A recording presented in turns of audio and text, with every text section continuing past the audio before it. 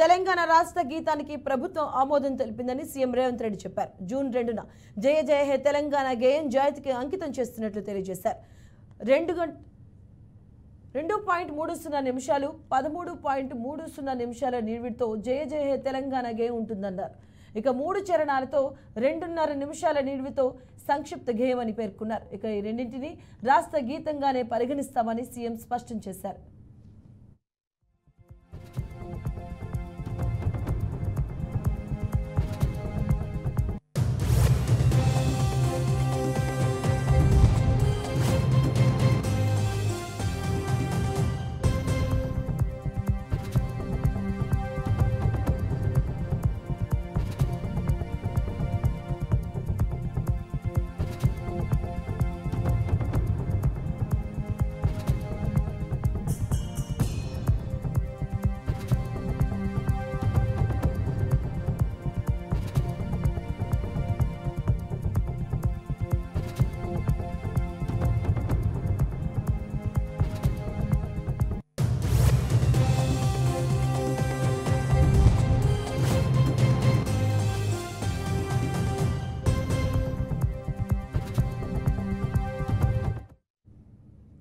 ఇక మరోవైపు తెలంగాణ అధికారిక చిహ్నం తెలంగాణ తల్లి విగ్రహంపై ఇంకా విస్తృతంగా చర్చలు జరపాల్సి ఉందని, అసెంబ్లీలో చర్చించిన తర్వాతే తుది నిర్ణయం తీసుకుంటామని ముఖ్యమంత్రి రేవంత్ రెడ్డి స్పష్టం చేశారు. ఈ క్రమంలో రాష్ట్ర ఆవిర్భావ దశాబ్ది ఉత్సవాల సందర్భంగా జూన్ 2వ తేదీన రాష్ట్ర గీతాన్ని మాత్రమే ఆవిష్కరించనున్నారు. ఇక సీఎం సూచన మేరకు చిత్రకారుడు రుద్రం రాజేష్ అధికారిక చిహ్నంపై కసరత్తు చేశారు. ముఖ్యమంత్రి, ఉప ముఖ్యమంత్రి కూడా చిత్రకారుడు రుద్ర రాజేష్తో చర్చించారు. సిపిఐ, సిపిఎం నాయకులతో పాటు కోదండరాం, తెలంగాణ జేఏసీ నేతలను వాటిని పరిశీలించారు.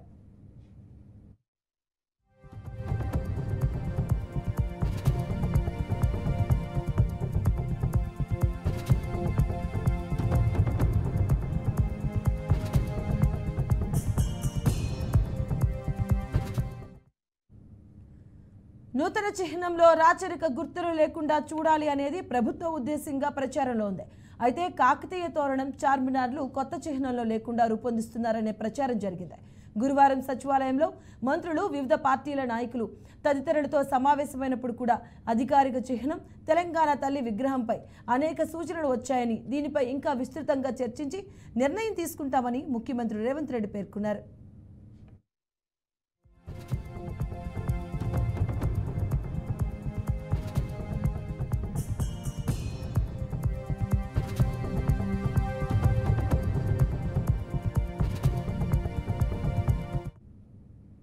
ఇక ఇప్పటికే రాష్ట్రంలోని వివిధ ప్రాంతాల కళాకారుల నుంచి దాదాపు 500 నమూనాలు తమకు అందినట్లు ముఖ్యమంత్రి రేవంత్ రెడ్డి తెలిపారు.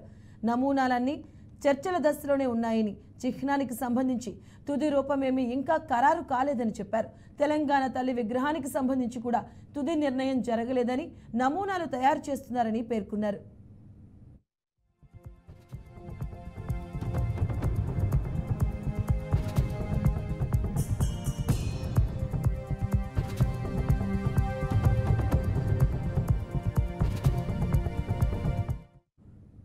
కొత్త చిహ్నం తెలంగాణ తల్లి విగ్రహాలకు సంబంధించి అపోహలు, తప్పుడు ప్రచారాలకు తావు లేకుండా శాసనసభలో చర్చించి నిర్ణయం తీసుకుంటామని సీఎం రేవంత్ రెడ్డి వివరించారు. అందరికీ ఆమోదయోగ్యంగా ఉండేలా, రాష్ట్ర ప్రతిష్టను ఇనుమడించేలా, భావితరాలకు స్ఫూర్తిదాయకంగా ఉండేలా తమ కార్యాచరణ ఉంటుందని సీఎం రేవంత్ రెడ్డి వెల్లడించారు.